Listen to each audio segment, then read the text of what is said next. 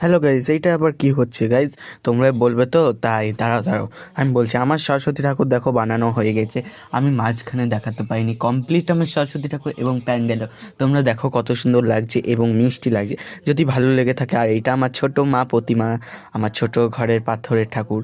দেখো কত সুন্দর ফুল গাছ আরে দিয়ে সাজিয়েছি, দুপাশে ফুল গাছ, এবং ওই দেখো পুটকু সোনা হাঁসটা বসে আছে।